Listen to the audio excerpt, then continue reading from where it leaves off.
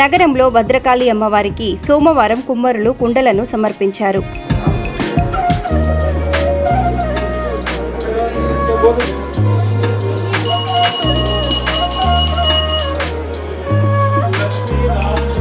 ఈ ఆనవాయితీ ఉర్సు కుమ్మరి సంఘం ఆధ్వర్యంలో గత 40 సంవత్సరాలుగా మా పూర్వీకుల నుండి పాటిస్తున్నామని వారు తెలిపారు.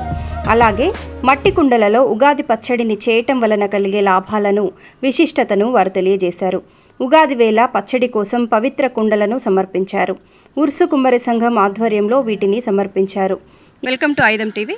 మనం ఇప్పుడు భద్రకాళి దేవస్థానంలో ఉన్నాము. ఇక్కడ కుమ్మరి కుండల సంఘం వారు భద్రకాళి అమ్మవారికి మొదటి కుండలను సమర్పిస్తున్నారు. ఇది ఇలా వాళ్ళు ఎన్ని సంవత్సరాలుగా సమర్పిస్తున్నాం వారిని అడిగి తెలుసుకుందాం. సార్ చెప్పండి, భద్రకాళి అమ్మవారికి ప్రతి సంవత్సరం మీరు ఇలాగే సమర్పిస్తారా? ఇది సమర్పించడంలో గల ముఖ్య ఉద్దేశం ఏమిటి? ఇప్పుడు హిందూ మతానికి ఉగాది తొలి పండుగ. ఇప్పుడు రేపటి నుంచి వెళ్ళి ఉగాది తొలి సంవత్సరం హిందువుల పండుగ. జనవరి 1 అనేది ఇంగ్లీష్ వాళ్ళ నుంచి మన దగ్గరకు వచ్చింది. మన తెలుగు కాబట్టి తెలుగు ఉగాది మొదటి సంవత్సరము, మొదటి రోజు అమ్మవారికి కొత్త కుండలు సమర్పించాలనే ఉద్దేశంతో రేపు ఉగాది పండుగ రోజు పచ్చడి కొత్త కుండలు చేసి అమ్మవారికి నైవేద్యంగా పెడతారు. కాబట్టి మేము గత 40 సంవత్సరాల నుంచి వెళ్ళి అమ్మవారికి కుండలు ఉగాది ముందు రోజు సమర్పించడం జరుగుతుంది. దీనివల్ల అందరి ఆయురారోగ్యాలు, వాతావరణము, వర్షాలు బాగా పడాలని చెప్పేసి, పంటలు బాగా పండాలని చెప్పేసి అమ్మవారిని కోరుకుంటూ మేము మా వరంగల్ జిల్లా కుమ్మరి సంఘం నుంచి వెళ్ళి నూతన కుండలు సమర్పించడం జరిగింది. 40 సంవత్సరాలుగా ప్రతి సంవత్సరం సమర్పిస్తున్నారా? 40 సంవత్సరాల నుంచి మా పూర్వీకుల నుంచి వెళ్ళి మా దగ్గర కనుక భద్రకాళి శేషయ్య గారి కోరిక మేరకు అప్పటి నుంచి వెళ్ళి మేము ఈ కార్యక్రమాలు చేయడం జరుగుతుంది. ప్రతి పండుగ కూడా కొత్త కుండలలోనే ఇక్కడ పూజలు చేస్తారు. ఎల్లుండి కూడా ఇక్కడ కొత్త కుండలు అయ్యగారు తెప్పించి వాటిలో పూజలు చేసి అందరికీ ఆయురారోగ్యం ఉండాలని చెప్పేసి అయ్యగారు దీవిస్తాడు. అమ్మవారి ఆశీస్సులు కూడా అందరికీ ఎల్లవేళలా ఉండాలని మా కుమ్మరి సంఘం తరఫున మేము కోరుకుంటున్నాము. ఓకే సార్, చెప్పండి, ప్రతి సంవత్సరం కూడా కొత్త కుండలలో ఉగాది పచ్చడిని చేస్తారు కదా, దాంట్లో ఉన్న విశిష్టత ఏమిటి?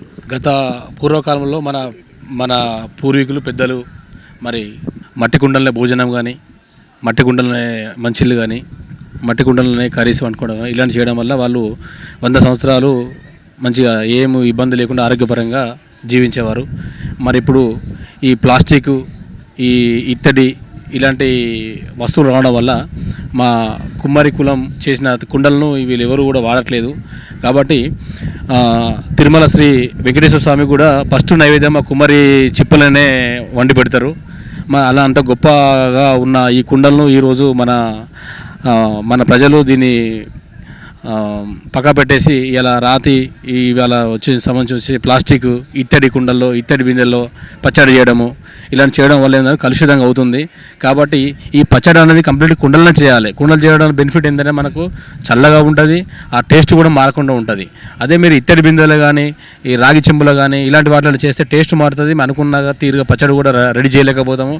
ఇప్పుడు మా కుండల ఉప్పు వేస్తే ఉప్పులాగానే ఉంటుంది, కుంకుమ వేసి కుంకుమలాగా ఉంటుంది, కారం వేసి కారంలాగానే ఉంటుంది.